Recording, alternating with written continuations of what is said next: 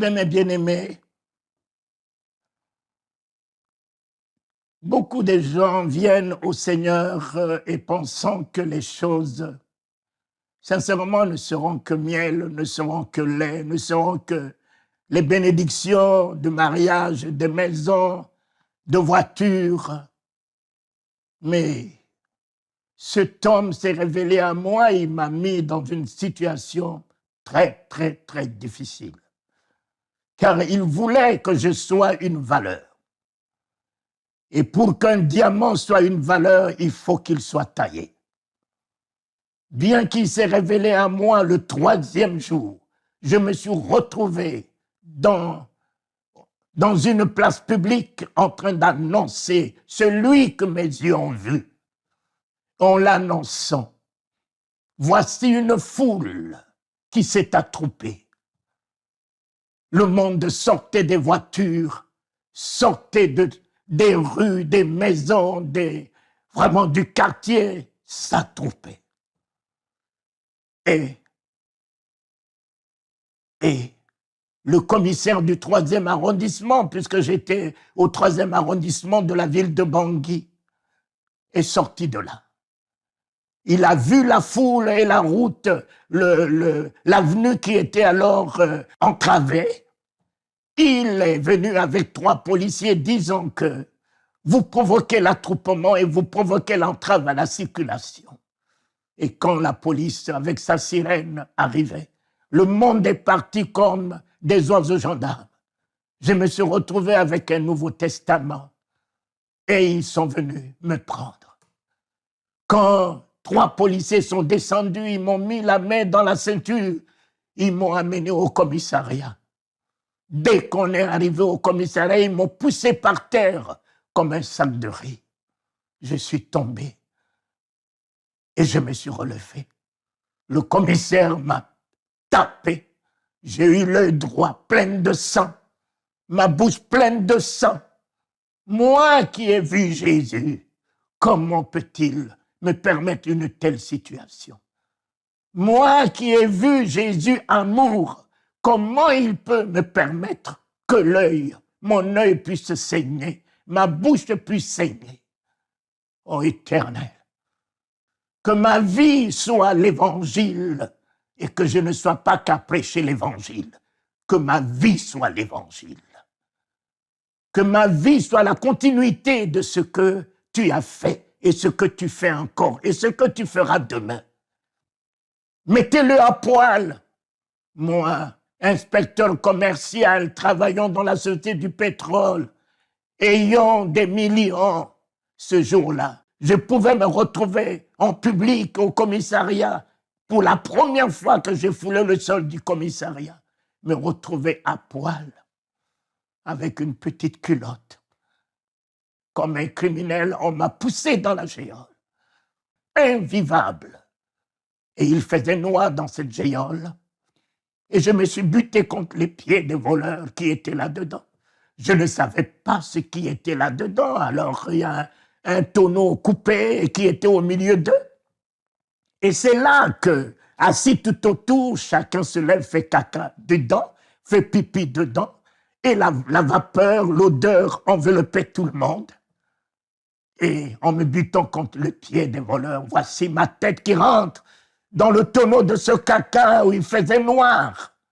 Et en soulevant ma tête, tous mes cheveux ont pris le caca. L'huile, maintenant, awigan et wow, be pay. Olione heyo, et be pay gan kowo de shey. Seigneur, tu as porté le crachat, mais tu m'amènes jusqu'à porter le caca. Quelle honte! Une tête d'un docteur, une tête d'un économiste. Rien ne peut m'humilier plus que le caca que j'ai porté. Les haines, les rancœurs, l'animosité, les propos diffamatoires, mensongers, les accusations. J'ai fait 2 semaines ici et je suis sorti de là avec le caca collé à mon corps. Il fallait faire 5 kilomètres pour que je retrouve ma maison. Et je marchais au bord de la route. Et tous ceux qui passaient avec leur véhicule me voyaient avec une petite culotte, avec tout mon corps. Et tout le monde se disait, on vous a dit que Talingano est devenu fou.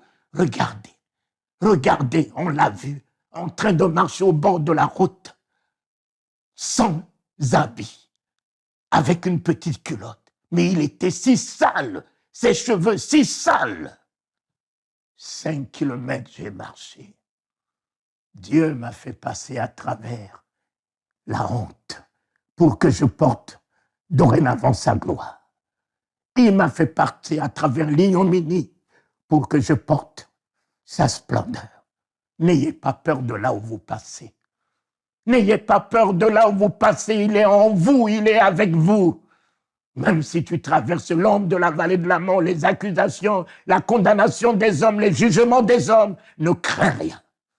L'Éternel est avec toi. Oh, alléluia, Seigneur. Quelques mois après, on devait m'arrêter au commissariat du 2e arrondissement. Et c'est à partir de là que le réveil a commencé en Centrafrique. On m'a mis cloué avec mes 2 pieds dans les chaînes. Le matin, le commissaire me prend la cuvette de caca que les voleurs ont fait, il met sur ma tête pour aller vider dans l'eau. Passer sur tous ces chemins, pourquoi, Seigneur? Pourquoi? Qu'ai-je fait? Oui. Voilà là mon école de théologie. Voilà là ma formation. C'est par là que l'Éternel m'a formé dans l'endurance, dans la persécution, dans la persévérance, dans la détermination et dans la conviction que celui que mes yeux ont vu ne m'abandonnera pas. Il est vivant. Et que cette vie puisse se manifester au travers de vos 45 jours dans les chaînes. On est venu me libérer. Me libérer, je ne pouvais plus marcher. J'ai fait 1 mois en marchant à 4 pattes et appris à me tenir debout et appris à marcher et appris à reprendre le travail et j'ai encore repris la rue. Et en reprenant la rue, un lundi au marché central appelé marché Bokassa, je descendais de mon bureau, j'étais dans le marché en train de prêcher l'évangile, le marché a cru, le marché était debout. Et le directeur général de la police passait. Il a regardé la foule, il a dit, cet homme-là encore. Et 2 policiers sont descendus, ils ont mis la main dans ma ceinture. Et ils m'ont amené au commissariat où Bokassa met les détenus politiques. Oh, un policier est venu, il a dit, la première des choses, mettez-le à poil. On m'a mis à poil. J'étais nu. Et il a dit, je vais le baptiser. Il a pris un gros bâton, il m'a ouvert le crâne.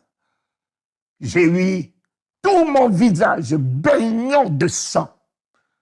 Et il m'a poussé avec l'hémorragie dans la géole. J'ai mis ma main sur la plaie ouverte. Jésus a arrêté l'hémorragie. Jésus, Jésus, Jésus mon consolateur, Jésus ma guérison. Et 3 jours après, ce monsieur, il est encore venu avec 8 soutures que j'ai eues sur ma tête. Il est venu, il a dit, hier je t'ai baptisé, aujourd'hui je vais te confirmer. Allonge-toi par terre. Et comme j'étais à poil, je me suis allongé sur le sol humide. Il a pris un gros bâton, il m'a ouvert le dos. La tige est rentrée dans ma chair et j'ai vu mon sang jaillir. Mais, oh, Jésus est vivant en moi et je veux l'apporter à vous, quel que soit là où vous passez. Il tient votre destinée. Il tient votre vie. Ne craignez rien. Tout vous amène qu'à la perfection. Tout ce que le monde fait, Satan fait, ne peut que vous amener à la stature de Dieu. Lorsque vous lui appartenez, lorsque vous êtes dans l'alliance avec lui et qu'il est dans l'alliance avec vous, il fait concourir toutes choses à votre bien. Gardez la foi. Gardez les yeux sur lui. Les douleurs du temps présent ne peuvent être comparées à la gloire à venir. Persévérez. Persévérez.